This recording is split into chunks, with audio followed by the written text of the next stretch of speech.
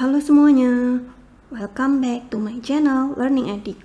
Di video kali ini kita akan belajar tentang uji T 2 sampel independen untuk uji dua sisi. Nah, uji T ini biasa digunakan untuk membandingkan rata-rata dari dua sampel independen. Contohnya, misal dikembangkan sebuah produk baru, termometer, dia akan diuji apakah hasil pengukuran dari termometer ini valid atau tidak. Itu nanti akan dibandingkan dengan hasil pengukuran termometer yang lebih terdahulu yang sudah teruji kevalidannya. Nah, nanti dari hasil pengukuran kedua ini diuji menggunakan uji T. Jika rata-ratanya itu sama, berarti bisa dikatakan produk yang baru ini hasil pengukurannya valid atau bisa digunakan. Nah, dalam kasus pendidikan itu biasanya digunakan untuk menguji hasil nilai dari sebuah kelas kontrol dan kelas eksperimen. Jadi di kelas eksperimen itu biasanya dikenai sebuah metode baru. Nah, nanti diuji apakah terdapat perbedaan rata-rata nilai dari kedua kelas ini, yaitu kelas kontrol dan kelas eksperimen. Nah, dua sisinya itu berarti kita hanya menguji apakah dia sama atau tidak. Jadi di uji T ini ada uji satu sisi juga ya. Nah, satu sisi itu berarti kita nanti menguji apakah dia kurang dari atau apakah dia itu lebih dari. Nah, untuk lebih jelasnya langsung kita ke contoh dataset.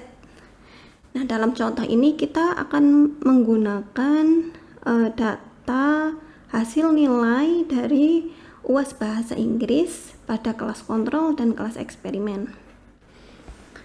Oke, untuk menguji dengan menggunakan Excel ini, nanti hasil outputnya itu kita bisa memperoleh output yang mirip dengan SPSS. Nah, yang kita gunakan itu adalah di tab data ini kita klik, kemudian kita gunakan tool data analysis. Nah, by default itu di Microsoft Excel tool ini tidak langsung muncul ya. Untuk memunculkannya kalian bisa lihat di video sebelumnya tentang bagaimana cara mengaktifkan analisis toolpack. Begitu. Oke, langsung saja kita coba uji T 2 sampel independen. Kita klik data analisis. Kemudian kita pilih ujinya, yaitu uji T 2 sampel. Kita asumsikan variansnya sama, kemudian kita klik OK. Setelah itu kita masukkan variabel yang pertama itu yaitu nilai kontrol. Kita blok semuanya. Kemudian untuk variabel kedua kita masukkan nilai UAS dari kelas eksperimen. Nah, kemudian kita setting nilai alfanya itu 0,05. Ini by default dari Excelnya langsung muncul 0,05 karena memang biasanya yang digunakan 0,05 ya, kecuali kalau misal di kedokteran itu kan butuh tingkat ketelitian yang tinggi, jadi biasanya alfanya itu menggunakan 0,01. Nah, kemudian by default juga ini langsung dipilih di new worksheet play, jadi nanti hasilnya itu ditaruh di sheet yang baru. Nah, setelah itu kita klik OK. Nah, ini dia hasilnya uji T 2 sampel independen dua sisi dengan menggunakan Excel. Mudah sekali ya teman-teman ya. Ini hasilnya sama seperti kalau kalian menggunakan SPSS.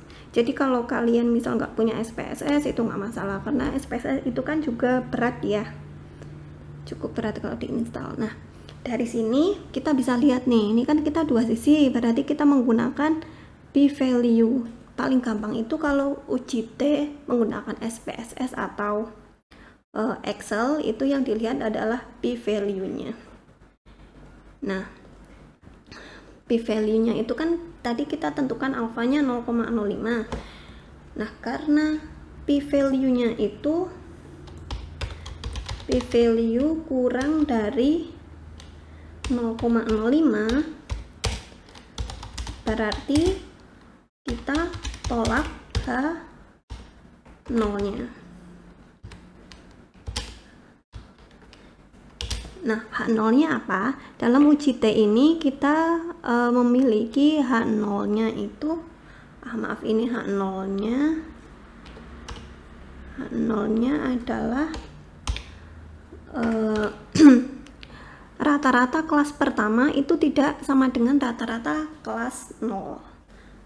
Atau bisa kita anggap ini kelas eksperimen itu tidak sama dengan rata-rata dari kelas kontrolnya, begitu. Kemudian sedangkan H1, maaf, ini sedangkan H1-nya itu rata-rata kelas eksperimen tidak sama dengan rata-rata kelas kontrol.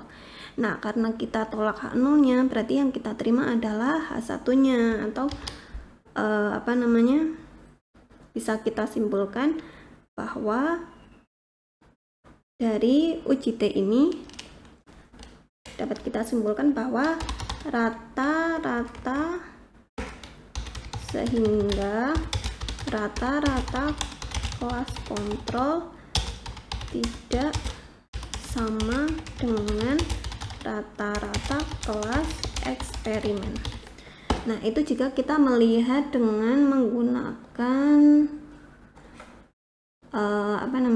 menggunakan nilai p-value. Tapi sebenarnya kita juga bisa melihat dengan menggunakan nilai T. Nah, dari hasil T-nya ini kan nilai T tabelnya. Kita menolak H0 atau menerima H0 itu selain menggunakan alfa, bisa juga kita menggunakan kriteria T jika T hitungnya itu lebih dari T tabel atau T hitungnya itu kurang dari negatif T tabel, maka kita akan tolak H0. Coba kita cek T hitungnya. T hitungnya adalah min 3. Ini kan berarti min 3,36 sekian, itu kan kurang dari T tabel. T tabelnya adalah 1,9. Ini kan berarti T